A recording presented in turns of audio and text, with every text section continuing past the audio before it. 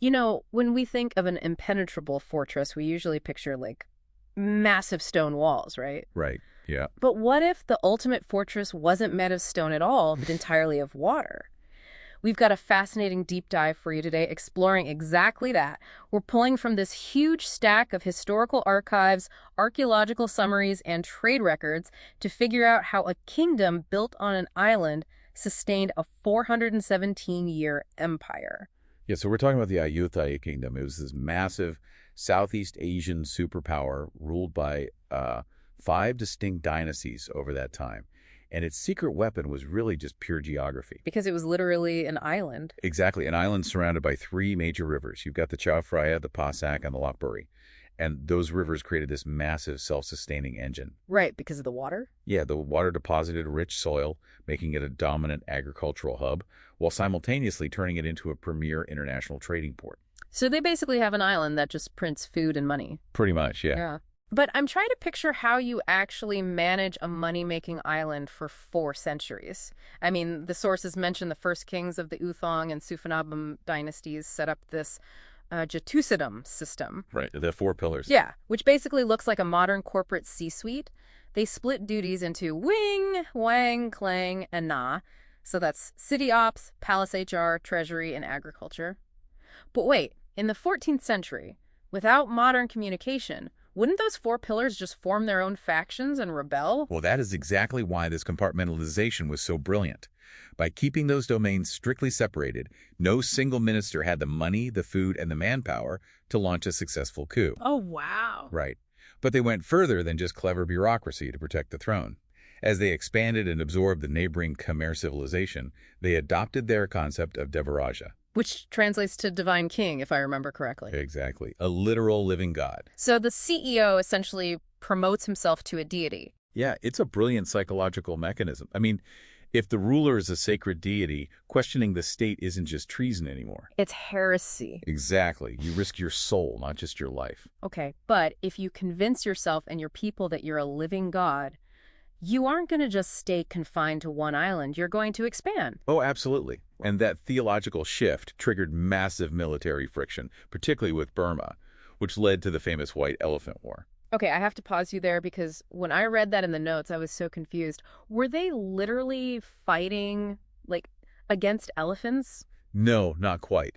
They fought over the ownership of sacred white elephants. Oh, got it. Yeah, in this culture, a rare white elephant was the ultimate status symbol of the divine right to rule.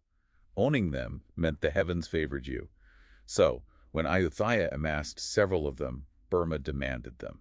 And when they said no... It sparked a massive war. And this is where we get that incredible account of Queen Suryotai, right? Where she rides an elephant into battle disguised as a man. Yes, exactly. And when she sees her husband about to be struck down, she drives her elephant right into the path of the weapon to save him. Yeah, she sacrificed her own life right there on the neck of that elephant. It really highlights the visceral, existential stakes of these conflicts. Ayutthaya actually fell to the Burmese shortly after that, but then the Sukhothai dynasty rose from the ashes. By 1584, King Naresuan declared independence. And then he secured it in 1592, right? With that legendary one-on-one elephant duel against the Burmese crown prince. You got it.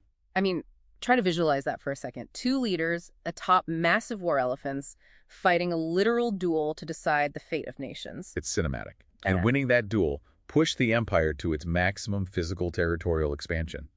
But because they had maxed out their borders, their only way to continue growing was economic.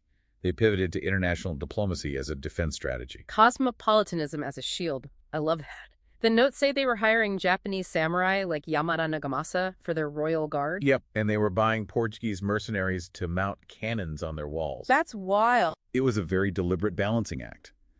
By inviting the French, the Japanese, the Portuguese, and the Dutch, they basically ensured no single foreign power got too much leverage.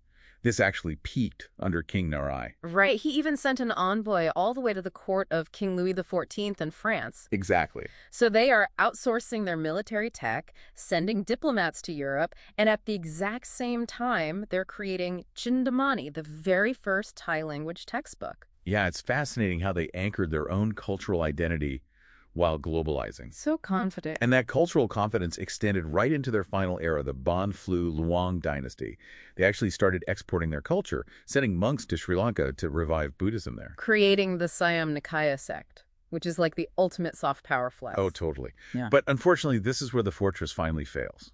In 1767, the Burmese returned. Right, so how does an impenetrable water fortress actually fall? Well, the Burmese adapted. Instead of retreating during the monsoon season like armies usually did, they just built elevated forts. Oh.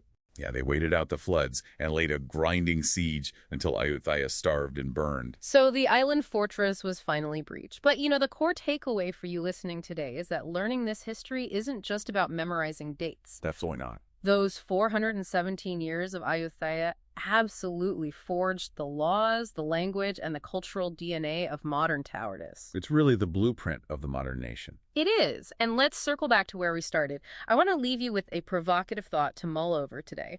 Think about that fortress of water. The island. Exactly. Mm-hmm. If Ayutthaya hadn't been an island, if it hadn't been perfectly positioned to use trade and foreign influence from the French to the Japanese as a strategic shield, how drastically different would modern Southeast Asian culture look today?